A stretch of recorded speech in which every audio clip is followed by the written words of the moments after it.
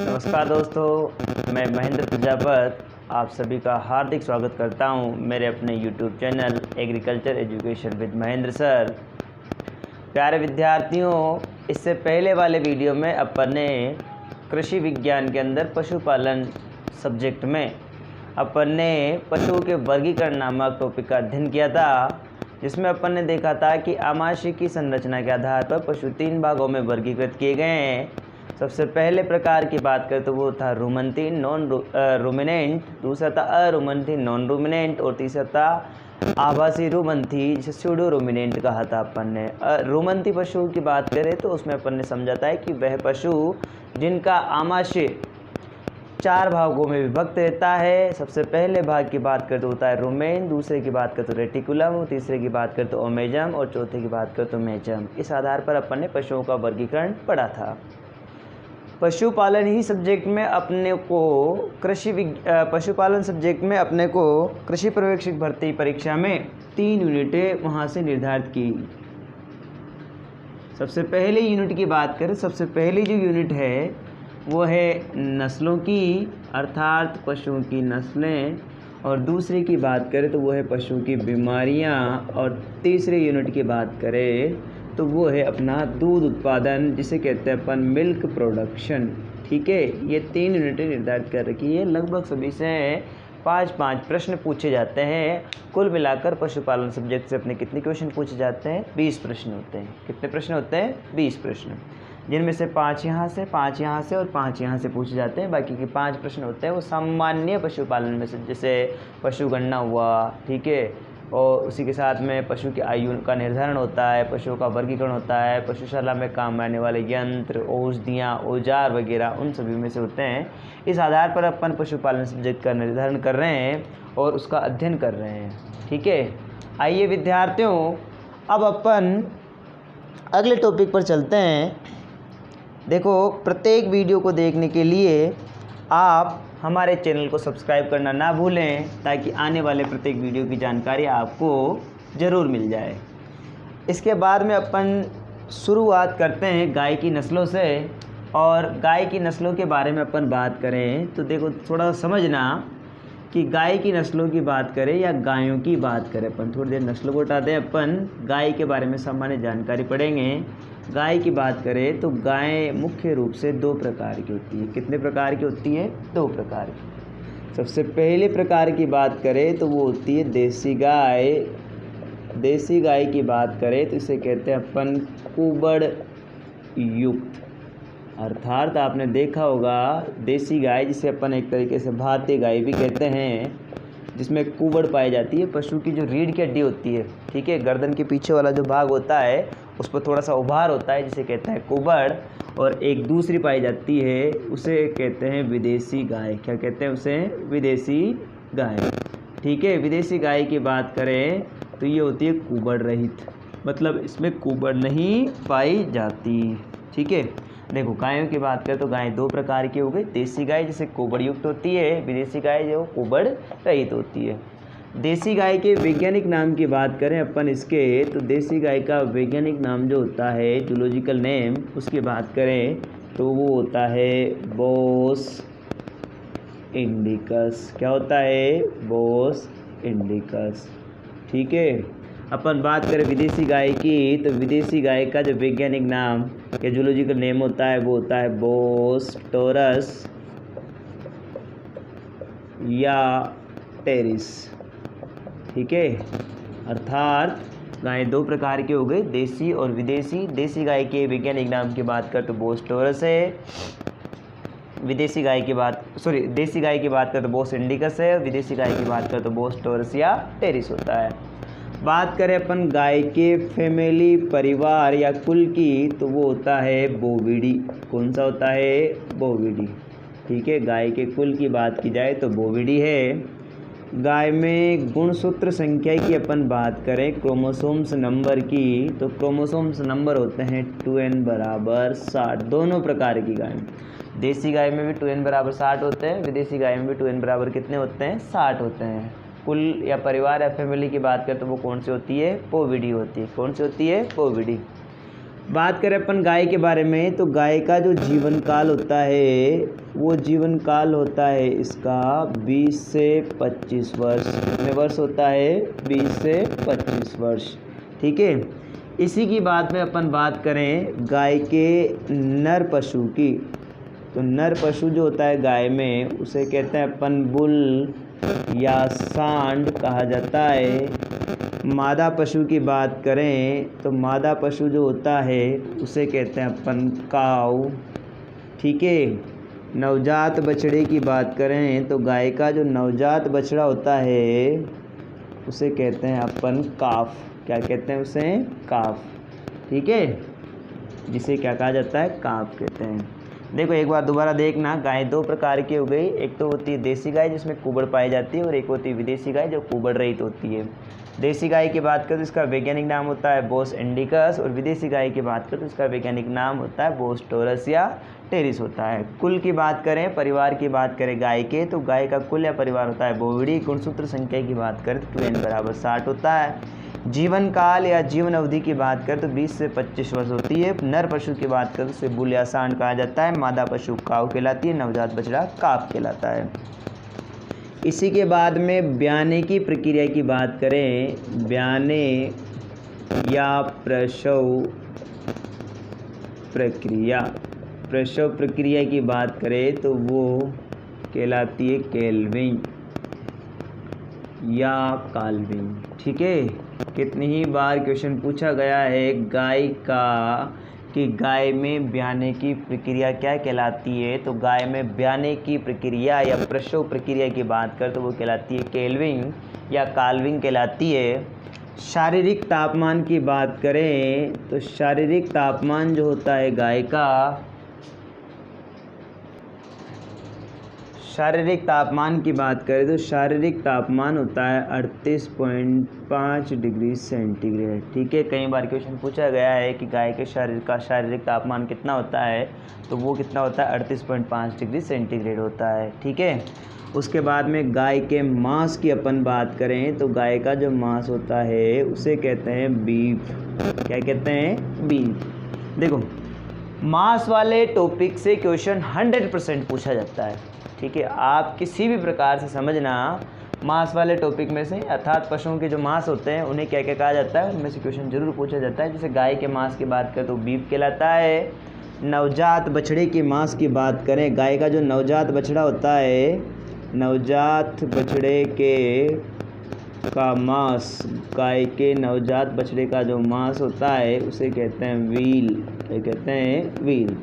इसी प्रकार से अन्य पशुओं के मांस की बात करें तो जैसे भैंस का मांस होता है उसे कहते हैं बफन, भेड़ के मांस को कहा जाता है मटन, बकरे के मांस की बात करें तो उसे कहते हैं चेवन। कई बार क्वेश्चन पूछा गया है, पिछली बार लगातार 2 कृषि पर्यवेक्षक भर्तियों में तो बकरे का मांस और भेड़ का मांस पूछा गया है। बकरे के मांस की बात करें तो बकरे के मांस को कहते हैं अपन चेवन। भेड़ के मांस की बात करें तो भेड़ के मांस को कहा जाता है मटन। ठीक है। मुर्गी के मांस की बात करें तो मुर्गी के मांस को चिकन कहते हैं, और ऊँट के मांस की बात करें तो ऊँट के मांस को कहा जाता है हंसी। क्या कहते हैं उसे? हंसी कहते हैं। अन्य सभी पशुओं के मीट या मांस को अपन लाल मांस कहा जाता है कहते हैं, जबकि मुर्गी के मांस की बात करें तो मुर्गी के मांस को अपन सफ़ेद मीट या सफ़ेद मांस के नाम से, वाइट मीट के नाम से भी जानते हैं। बात करें राजस्थान की तो राजस्थान में सर्वाधिक मांस का उत्पादन बकरे का मांस का होता है, और वो लगभग कुल मांस का 35% है। कितने परसेंट है? 35%। अर्थात राजस्थान में सर्वाधिक मांस का उत्पादन बकरे के मांस के रूप में होता है, वो कितने परसेंट है? 35% होता है। ये तो है अपनी गाय से संबंधित सामान्य जानकारी। इसी के बाद में अगला टॉपिक अपन देखते हैं, वो है गाय की श्वसन दर। क्या होती है? श्वसन दर, रेस्पिरेशन रेट। श्वसन दर की बात करें तो गाय की श्वसन दर होती है 12 से 20 प्रति मिनट। अर्थात 1 मिनट में श्वसन लेने की दर की बात करें तो 12 से लेकर 20 प्रति मिनट होती है। जबकि नाड़ी गति की बात करें अपन तो नाड़ी गति जो होती है वो होती है 40 से 50 प्रति मिनट। कितनी होती है? 40 से 50 प्रति मिनट। हृदय धड़कन एक तरीके से इसे समझ सकते हैं अपन। नाड़ी गति या हृदय धड़कन की बात करें तो वो होती है 40 से 50 प्रति मिनट। श्वसन दर की बात करें तो 12 से 20 प्रति मिनट। श्वसन दर जो निर्धारित की जाती है पशु की, वो पशु के नथुने अर्थात नाक के आगे हाथ रखकर या उसकी बाएं को गिरने या उठने के आधार पर निर्धारित करते हैं। जैसे पशु खड़ा रहता है या बैठा रहता है तो अपन उसके श्वसन दर का निर्धारण करने के लिए देखते हैं कि पशु का पेट एक मिनट में कितनी बार फूलता है और कितनी बार बैठता है। या फिर जो सामान्य पशु है जो मारता नहीं है, उसके नाक के आगे हाथ रख के भी अपन उसकी श्वसन गणना का निर्धारण कर सकते हैं। ठीक है। शारीरिक तापमान की बात करें तो शारीरिक तापमान 38.5 डिग्री सेंटीग्रेड होता है। और इसके निर्धारण की बात करें तो पशु की योनि मार्ग या गुदा मार्ग में जो अपना थर्मामीटर होता है उसे लगाकर पशु के तापमान का निर्धारण किया जाता है। तो ये सामान्य जानकारी हुई। एक बार आप स्क्रीनशॉट लेके ध्यान रखना या इसे नोट करना। ऐसा कैसा स्क्रीनशॉट लेके ध्यान रहे कि मास वाले टॉपिक में से क्वेश्चन हमेशा पूछा जाता है। पिछली कई भर्तियों में जेट, ICR, BHU, कृषि पर्यवेक्षक सभी भर्तियों में मांस से संबंधित क्वेश्चन पूछा गया है। गाय के मांस की बात करें तो बीफ कहते हैं। नवजात बछड़े का मांस व्हील कहलाता है। भेड़ का मांस मटन कहलाता है। बकरे के मांस की बात करें तो बकरे के मांस को अपन चेवन कहते हैं। भैंस के मांस की बात करें तो बफन। ऊँट का मांस हंसी कहलाता है। और मुर्गे के मांस की बात करें तो वो चिकन कहलाता है। मुर्गे के मांस को अपन सफ़ेद मांस की श्रेणी में रखते हैं, जबकि अन्य सभी मांस को अपन लाल मांस कहते हैं, रेड मीट कहा जाता है। तो ये तो यहाँ तक की अपनी बात हुई। अब अपन देखते हैं, एक बार जेट परीक्षा में पूछा गया था कि गाय की नाड़ी गति कहाँ से निर्धारित की जाती है। एक बार स्क्रीनशॉट लेके या इसी प्रकार से आप नोट कर लेगा। देखो इसके बारे में चलते हैं अपन।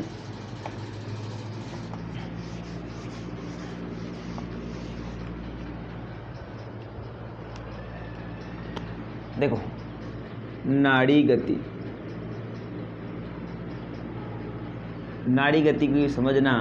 देखो नाड़ी गति अपन पशु की निर्धारित करते हैं पूंछ के माध्यम से। किसके माध्यम से? पूंछ के माध्यम से। ठीक है। पूंछ में सभी पशुओं में अलग अलग धमनियाँ पाई जाती है। अपन बात करें गाय और भैंस की। किसकी बात करें? गाय और भैंस की।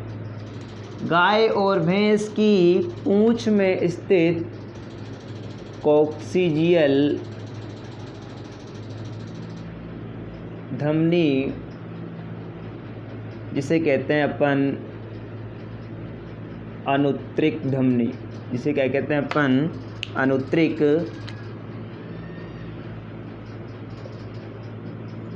धमनी।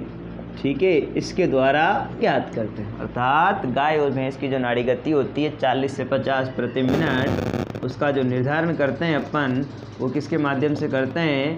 पूंछ में पाए जाने वाले कॉक्सिजियल धमनी, जिसे अनुत्तरिक धमनी के नाम से जाना जाता है।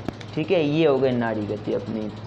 फिर उसके बाद में अगले टॉपिक की बात करें तो अगला टॉपिक जो आएगा वो आएगा पशु गणना का। ठीक है। देखो पशु गणना में से भी अपना एक क्वेश्चन 100% पूछा जाता है डेफिनेटली। तो थोड़ा सा समझना। गाय पालन की बात करें अपन तो विश्व में सर्वाधिक जो गायें होती है वो पाली जाती है ब्राज़ील में। कहाँ पर पाली जाती है? ब्राज़ील में। ठीक है। विश्व में सर्वाधिक गायों का जो पालन होता है वो ब्राज़ील में होता है। और उसी के साथ में अपन भारत की स्थिति की बात करें तो भारत दूसरे स्थान पर है। कौन से स्थान पर है? दूसरे स्थान पर। भारत में अपन राजस्थान की बात करें तो राजस्थान गाय पालन के आधार पर 6ठे स्थान पर है। कौन से स्थान पर है? 6ठे स्थान पर। राजस्थान में सर्वाधिक गाय पालन की बात करें अपन राजस्थान में तो राजस्थान में सर्वाधिक गायों का पालन उदयपुर ज़िले में होता है। सर्वाधिक पालन तो कहाँ पर होता है? उदयपुर ज़िले में। ठीक है। और न्यूनतम पालन की बात करें तो न्यूनतम पालन जो होता है वो होता है धौलपुर ज़िले में। कौन से ज़िले में? धौलपुर ज़िले में। अर्थात अपन बात करें तो विश्व में सर्वाधिक गायों का पालन ब्राज़ील में होता है। भारत दूसरे स्थान पर है। भारत में सर्वाधिक गाय पालन उत्तर प्रदेश राज्य में होता है। और उसी के साथ में राजस्थान की स्थिति की बात करें तो राजस्थान छठे स्थान पर है। राजस्थान में सर्वाधिक गाय पालन की बात की जाए तो राजस्थान में सर्वाधिक गायों का पालन उदयपुर जिले में होता है। कौन से जिले में? उदयपुर जिले में। और न्यूनतम पालन की बात करें तो वो होता है धौलपुर जिले में। कौन से जिले में? धौलपुर जिले में। देखो अपन बात करें भारत की, तो भारत में अंतिम जो पशु गणना है, अंतिम पशु गणना थी 20वीं पशु गणना, ठीक है, जो सन 2019 में संपन्न हुई, 19-20 में संपन्न हुई। इसके जो आंकड़े थे वो 16 अक्टूबर 2019 को जारी किए गए थे। 16 अक्टूबर 2019 को जारी किए गए थे, ठीक है।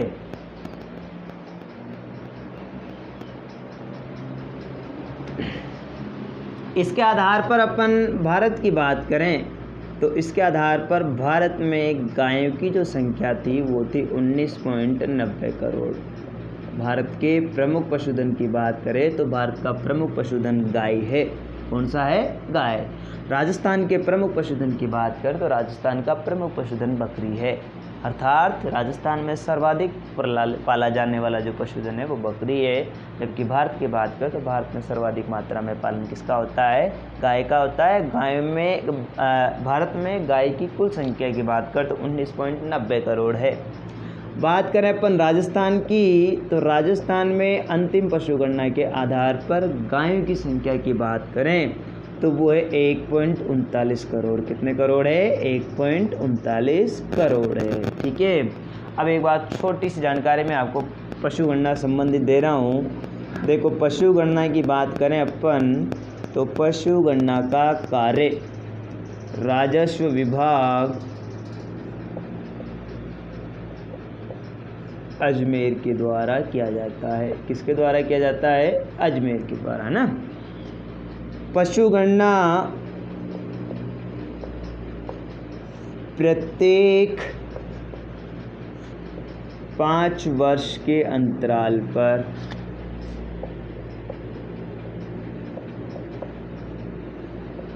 पर होती है। इससे पहले 19वीं पशुगणना थी जो सन 2012 में संपन्न कराई गई थी, ठीक, 19वीं। और वर्तमान में जो पशुगणना है वो 20वीं पशुगणना है। 20वीं पशुगणना वैसे प्रत्येक 5 वर्ष में होता है, परंतु वर्तमान की बात करें तो मॉडरेट तरीके से, अर्थात सारा का सारा सिस्टमेटिक तरीके से या नस्ल के आधार पर करने के कारण ये 7 वर्ष पश्चात में की गई है। अर्थात 19वीं और 20वीं पशुगणना के बीच का जो अंतर है वो कितने वर्ष का है? 7 वर्ष का है। कितने वर्ष का है? 7 वर्ष। और नस्ल के आधार पर की गई प्रथम पशुगणना की बात करें तो वो 20वीं पशुगणना है जो नस्ल आधारित की गई है, ठीक है। और इसके जो पशुधन मंत्रालय है भारत सरकार, केंद्र सरकार, अच्छा, पशुगणना के जितने भी फंड की बात करें तो पशुगणना पूर्णतः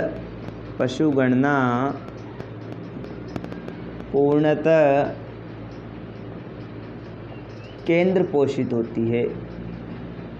केंद्र पोषित का मतलब ये है कि पशुगणना में जितना भी खर्च आता है वो सारा का सारा कौन सी सरकार के द्वारा वहन किया जाता है? केंद्र सरकार के द्वारा वहन किया जाता है। जबकि अपन बात करें प्रथम पशुगणना की तो प्रथम जो पशुगणना थी वो सन 1919-20 में की गई थी, ठीक है। अर्थात प्रथम पशुगणना की अपन बात करें तो प्रथम पशुगणना जो थी वो सन 1919 और 20 के मध्य की गई थी। इसके बाद में आज़ादी या स्वतंत्रता के पश्चात की प्रथम पशुगणना की बात करें, देखो ये ध्यान रखना, पशुगणना प्रत्येक 5 वर्ष के अंतराल पर होती है। जैसे अपन जनगणना की बात करें, जनगणना प्रत्येक 10 वर्ष के अंतराल पर होती है। और पशुगणना का कार्य राजस्व विभाग अजमेर के द्वारा संपन्न कराया जाता है। 19वीं पशुगणना 2012 में संपन्न हुई, जबकि वर्तमान समय पर या जो अंतिम पशुगणना थी वो 20वीं पशुगणना थी जो 2019-20 में संपन्न कराई गई थी। और नस्ल के आधार पर संपन्न होने वाली प्रथम पशुगणना की बात करें तो वो कौन सी थी? 20वीं पशुगणना थी। 20वीं पशुगणना के आंकड़े 16 अक्टूबर 2019 को राजस्व विभाग के द्वारा या पशुपालन निदेशालय के द्वारा, ठीक है, जारी किए गए थे और इसके आधार पर विश्व में सर्वाधिक गायों का पालन ब्राज़ील में था। और भारत की बात करें तो भारत दूसरे स्थान पर था। भारत में सर्वाधिक उत्तर प्रदेश राज्य में गायें पाई जाती है। राजस्थान की बात करें तो राजस्थान क्रमशः छठे स्थान पर है। फिर उसके बाद में राजस्थान की बात करें, राजस्थान में सर्वाधिक गायों का पालन उदयपुर जिले में होता है, जबकि न्यूनतम पालन की बात करें तो धौलपुर जिले में होता है। भारत में पशु गणना के आधार पर 19.90 करोड़ गायें पाली जाती है और राजस्थान की बात करें तो 1.39 करोड़ गायें पाली जाती है। भारत के प्रमुख पशुधन की बात करें तो भारत का प्रमुख पशुधन गाय है और राजस्थान की बात करें तो राजस्थान का प्रमुख पशुधन बकरी है, अर्थात राजस्थान में सर्वाधिक रूप में बकरियों का पालन किया जाता है। अब इसके बाद में अपन बात करें तो इसके बाद में आता है कि स्वतंत्रता के पश्चात प्रथम पशुगणना। देखो, स्वतंत्रता या आज़ादी के पश्चात, स्वतंत्रता के पश्चात प्रथम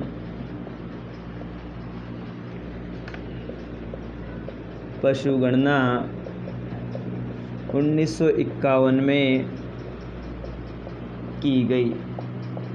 ठीक है, देखो ये तो यहाँ तक की बात हुई अपनी पशुगणना के आंकड़ों की।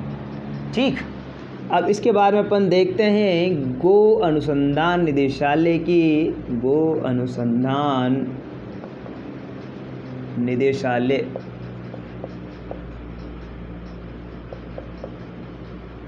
तो गो अनुसंधान निदेशालय की बात करें तो ये है मेरठ, उत्तर प्रदेश में। कहाँ पर है? मेरठ, उत्तर प्रदेश में। थोड़ी सी अपन बात करते हैं NBAGR, national bureau animal and genetic resource. इसे हिंदी में कहते हैं राष्ट्रीय पशु आनुवांशिक संसाधन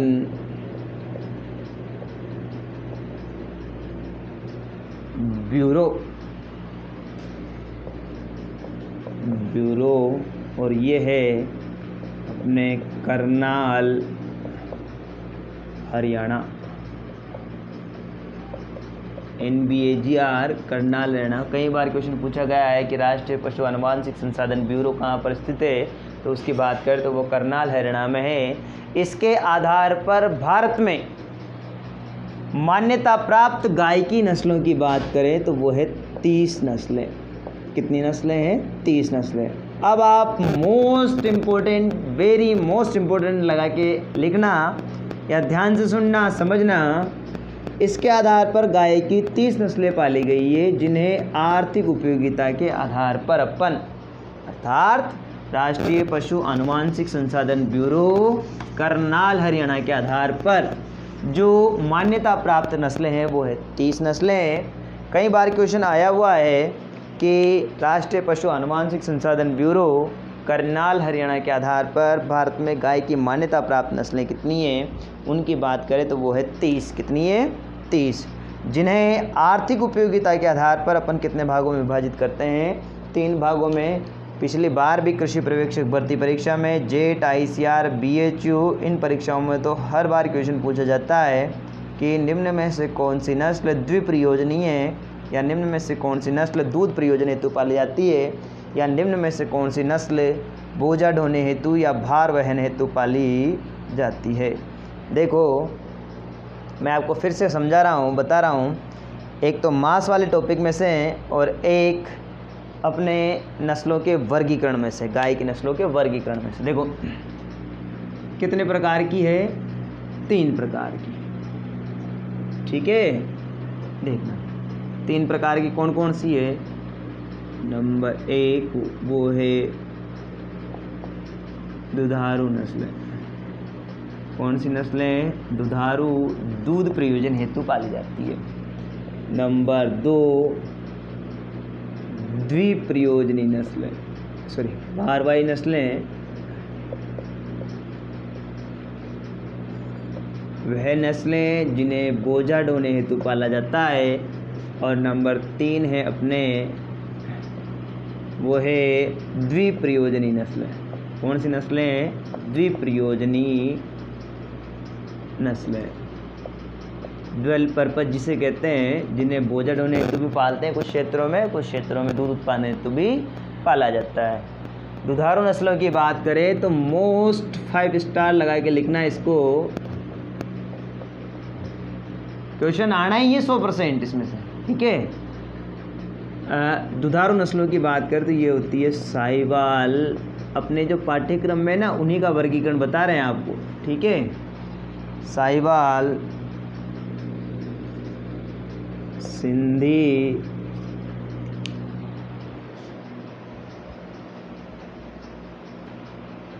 साहिवाल, दुधारू नस्लें जो है उनमें सबसे पहली साहिवाल, दूसरी है सिंधी, तीसरी है गिर और चौथी है राठी।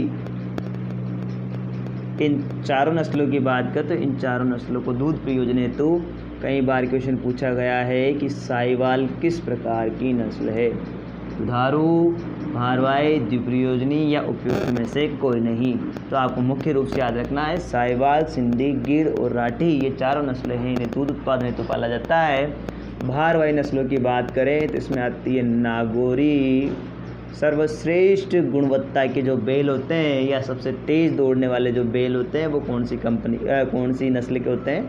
नागौरी नस्ल के, नागौरी और मालवी, ठीक है। तीसरे की बात करें तो उसे अमृत महल के रूप में मान सकते हैं। अपने पाठ्यक्रम की नस्लों के बारे में बताया जा रहा है आपको। और ड्वेल पर्पज की बात करें तो वो है थारपारकर, दूसरी है कांकरेज, तीसरी है हरियाणा और चौथी है मेवाती, जिसे कोसी नाम से भी जाना जाता है, ठीक है। देखो, आर्थिक उपयोगिता के आधार पर NBAGR, इसके आधार पर मान्यता प्राप्त नस्लें कितनी है? 30 है, जिन्हें आर्थिक उपयोगिता के आधार पर 3 भागों में वर्गीकृत किया। दुधारू नस्लें, भारवाही नस्लें और द्विप्रयोजन नस्लें।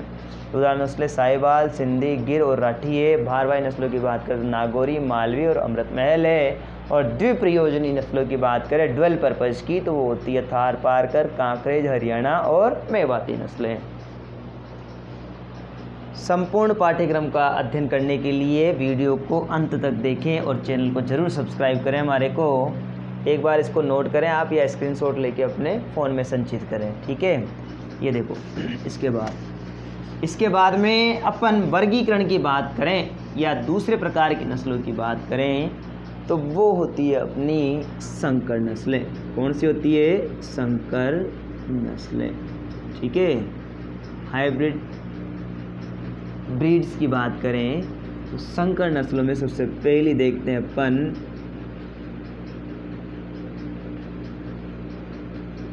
कर्ण स्विस, और नंबर 2 की बात करें तो वो है कर्ण फ्रिज। देखो,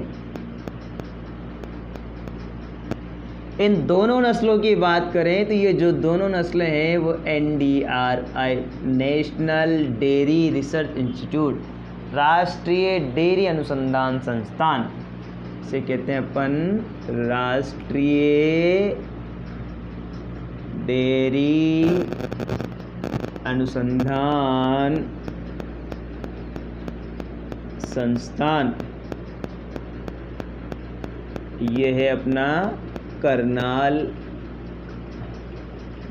हरियाणा। कहाँ पर है? करनाल, हरियाणा। यहाँ से विकसित की गई है। संकर नस्लें हाइब्रिड है। इनके संकरण की बात करें तो इनका जो संकरण है कर्ण स्विस का वो है ब्राउन स्विस इनटू साहिवाल। कई बार क्वेश्चन पूछा गया है कि कर्ण स्विस का संकरण कौन सा है। और कर्ण फ्रिज की बात करें तो इसका है हॉलिस्टियन फ्रीजियन। इंटू थारपारकर। ठीक है, देखो कर्णस्विस ब्राउन स्विस इंटू साहिवाल के संकरण से विकसित की गई है, कर्णफ्रिज होल्स्टीन फ्रिजियन इंटू थारपारकर के संकरण से विकसित की गई है। तीसरी नस्ल की बात करें तो वो है जरसिंध। कौन सी है? जरसिंध। जरसिंध की संकरण की बात करें तो जरसिंध का जो संकरण है वो जर्सी इंटू सिंधी। कौन सी है? जर्सी इंटू सिंधी के संकरण से विकसित की गई है। जरसिंध के संकरण की अपन बात करें तो जरसिंध का जो संकरण है वो है जर्सी इंटू सिंधी। ठीक है, और इसकी बात करें जरसिंध की तो वो AA agriculture Allahabad agriculture institute से, इलाहाबाद कृषि संस्थान से विकसित की गई है, जो इलाहाबाद में है। AA Allahabad UP. ठीक है, ये जरसिंध जर्सी इंटू सिंधी के संकरण से विकसित की गई है। और चौथी की बात करें तो चौथी जो नस्ल है अपनी वो है फ्रिजवेल। कौन सी है? फ्रिजवेल। फ्रिजवेल की बात करें तो फ्रिजवेल का वही संकरण है होल्स्टीन फ्रीजियन इंटू साहिवाल। ठीक है, होल्स्टीन फ्रीजियन इंटू साहिवाल के संकरण से कौन सी नस्ल की विकसित की गई है? फ्रिजवेल। और होल्स्टीन फ्रीजियन इंटू थारपारकर के संकरण से कर्णफ्रिज विकसित की गई थी। ठीक है, और ये जो फ्रिजवेल नस्ल है ये निकाली गई है मेरठ यूपी से। कहाँ से? मेरठ उत्तर प्रदेश से। इसके बाद में अगले नस्ल की बात करें तो वो है रेड डेन। कौन सी है? Red den. Red den. ठीक है, रेड डेन के संकरण की बात करें तो रेड डेन का जो संकरण है वो है ब्राउन स्विस इंटू थारपारकर। बहुत महत्वपूर्ण टॉपिक है और ये निकाली गई है डेनमार्क से। कहाँ से निकाली गई है? डेनमार्क से। ठीक है, कहाँ से निकाली गई है? डेनमार्क से। ठीक, आप नोट कीजिएगा Karan Swiss Brown Swiss into Sahiwal, Karan Fries Holstein Friesian into Tharparkar, Jersind Jersey into Sindhi के संकरण से AA इलाहाबाद यूपी से निकाली गई है। और फ्रिजवेल होल्स्टीन फ्रीजियन इंटू साहिवाल के संकरण से मेरठ उत्तर प्रदेश से निकाली गई है। और रेड डेन की बात करें तो ब्राउन स्विस इंटू थारपारकर के संकरण से डेनमार्क से निकाली गई है। गहरे लाल रंग की होना इसकी विशेषता होती है रेड डेन की। और जरसिंध की बात करें तो इसका दूध जो होता है वो संकर नस्लों में सबसे मीठा होता है। और फ्रिजवेल की बात करें तो ये सर्वाधिक मात्रा में संकर नस्लों में दूध उत्पादन करती है। ये यहाँ तक की अपनी ये विशेषताएं हो गई। नोट करना या स्क्रीनशॉट लेके अपने फ़ोन में रखना, काम की चीज़ें बहुत महत्वपूर्ण है। प्रश्न जरूर पूछा जाता है, कोई सी भी भर्ती हो, कृषि पर्यवेक्षक। और गाय वाला टॉपिक ऐसा है जिसमें से बिना पूछे गए प्रश्न पूछे बिना तो आपका पेपर बनेगा ही नहीं। पेपर बनेगा तो गाय वाले टॉपिक से क्वेश्चन आएगा। क्वेश्चन आना है 100% आना है, निर्धारित फिक्स है। देखो, इसके बाद में अगले टॉपिक की बात करें तो अगला टॉपिक आएगा अपना प्रजनन संबंधी जानकारी। कौन सी जानकारी? प्रजनन संबंधी जानकारी। पूरा अध्ययन करने हेतु वीडियो को लास्ट तक जरूर देखना। ठीक है, प्रजनन संबंधी जानकारी महत्वपूर्ण है। ठीक है, आप यूँ मत समझना कि ये महत्वपूर्ण नहीं है। प्रजनन संबंधी जानकारी में सबसे पहला आता है यौनारंभ। क्या आता है? यौनारंभ, जिसे कहते हैं अपन प्यूबर्टी स्टेज। ठीक है, यौनारंभ की परिभाषा समझना। मादा पशुओं के जीवन काल की वह आयु, मादा पशुओं के जीवन काल की वह आयु जिसमें उनके शरीर में अंडाणुओं का निर्माण प्रारंभ हो जाता है। क्या प्रारंभ हो जाता है? अंडाणुओं का निर्माण। उससे अपन प्यूबर्टी अवस्था या वयस्क अवस्था या यौनारंभ कहते हैं।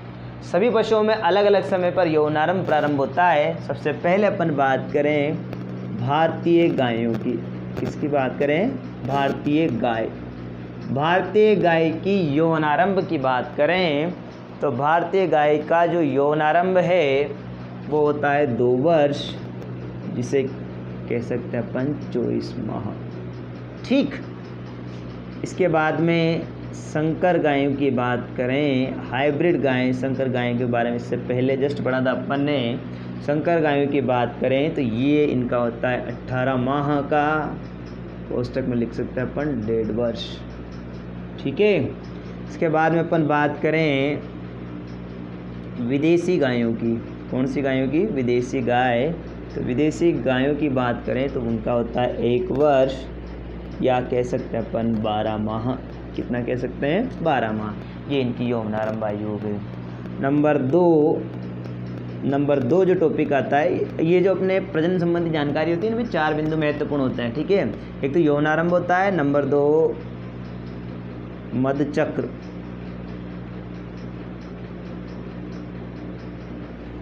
इसे कहते हैं अपन एस्ट्रस साइकिल। देखो मधचक्र परिभाषा, 2 मधकालों के मध्य की, मतलब 2 हीट पीरियड होते हैं, उनके बीच की जो अवधि होती है उसे क्या कहते हैं? मधचक्र अवधि कहते हैं। मतलब 2 मधकालों के मध्य में कितना समय लगा, उस समयावधि को अपन मधचक्र कहेंगे, या 2 मधकालों के मध्य की शारीरिक क्रियात्मक घटनाओं की अवधि को क्या कहेंगे? अपन मधचक्र कहेंगे। और मधचक्र की बात करें तो गाय में मधचक्र अवधि होती है 21 दिन की। कितने दिनों की होती है? 21 दिन। इसके बाद में नंबर 3 होता है मधकाल, जिसे कहते हैं अपन हीट पीरियड। ठीक है। हीट पीरियड की बात करें अपन तो हीट पीरियड जो होता है गायों में वो होता है 10 से 24 घंटे का। कितने घंटे का होता है? 10 से 24 घंटे का। हीट पीरियड की परिभाषा मैं बता रहा हूँ आपको, मधकाल की या हीट पीरियड की।